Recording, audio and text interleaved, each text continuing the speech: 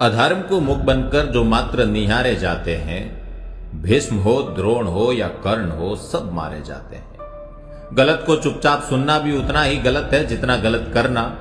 आज भाई छोटू सिंह के बयान पर प्रतिक्रिया देना अवश्य भाई हो गया, क्योंकि बात किसी एक आदमी की नहीं, पूरे समाज की है और ये हमारे धैर्य को खुली चुनौती है। हमें छोटू सिंह जी से कोई आपत्ति नहीं, बल्कि गर्व है कि मारवाड़ की मिट्टी से उठकर आज एक अंतर्राष्ट्रीय भजन गायक है। और ना ही हमें रावणा राजपूत समाज से कोई रंजिश है। हमारी नजर में वो आज भी हमारे परिवार का हिस्सा है। लेकिन जिस तरह उन्होंने राजपूत समाज को निशाना बनाकर आपत्तिजनक प्रतिक्रिया दी, वो कतई स्वीकार्य नहीं है।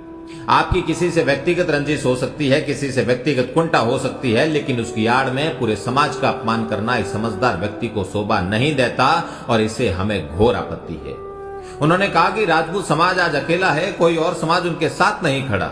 राजपूतों ने 36 कौम का अपमान किया है और आज वो सभी समाज राजपूतों से नफरत करते हैं, उनके खिलाफ है। तो उनको बताता चलूं कि चांदा और डामा भील अपनी जान हथेली में रखकर पाबूजी राठौड़ के साथ अपनी मर्जी से लड़े थे। किसी ने जबरदस्ती उनको लड़ने के लिए नहीं कहा था। गाड़िया लुवारों के चित्तौड़ राजवंश से भावनात्मक संबंध किसी के थोपने से नहीं बने थे। हल्दी घाटी में प्रताप के साथ कंधे से कंधा मिलाकर लड़ने वाले भील किसी के धमकाने से नहीं आए थे। राणा सांगा के साथ लड़ने के लिए हरिदास चारण को किसी ने मजबूर नहीं किया था। राजपूत समाज को गलत कहकर आपने उस शबरी के निस्वार्थ प्रेम का अपमान किया है, जिसने सालों राम के आने की प्रतीक्षा की और उनके लिए झूठे बेर चक चक कर रखे ताकि कोई कड़वा बेर ना आ पाए। आपने उस मेघवाल समाज का भी अपमान किया है, जिनकी रूणीचा के धनी रामदेव जी तंवर में भगवान से भी अधिक आस्था है, क्योंकि रामदेव जी ने जीवन भर मेघवाल समाज के उत्थान का प्रयास किया।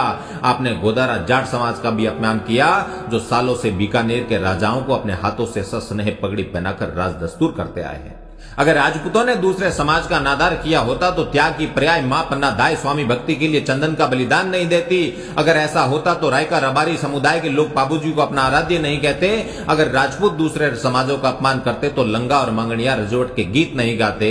शुभ अशुभ अवसरों पर नाई समाज के लोग भागे चले नहीं आते। और राजपूत अगर अपमान की भाषा बोलते तो विवाह में सबसे पहले विनायक जी के रूप में जांगीर समाज के लोग खड़े नहीं होते।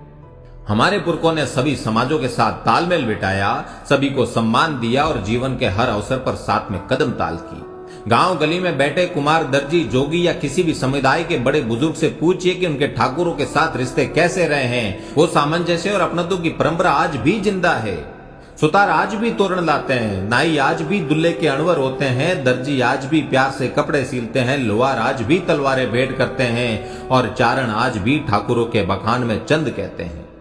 कभी राजपुताना की हवाओं की गति सुनना, उसमें धूसो, कटारी अमर सिंगरी और दुर्गो आस्करंडरो जैसे ओज के स्वर सुनाई देंगे, जो लोक गायकों ने प्यार से ठाकुरों के लिए गाए हैं। क्षत्रिय चाहे जैसे हालात में रहा हो, उसने सदैव 36 कौम को साथ लेकर चलने की कोशिश की है। इतिहास इसका गवाह है, वर्तमान इसका जीवंत उदाहरण है, लेकिन भविष्य शायद आप जैसे लोगों की वजह से ऐसा ना रहे। लेकिन एक बात याद रखिएगा कि इस दुनिया में सर्व समाज का सम्मान और आदर करने वाला आखिरी इंसान अगर कोई होगा तो वो एक राजपूत होगा।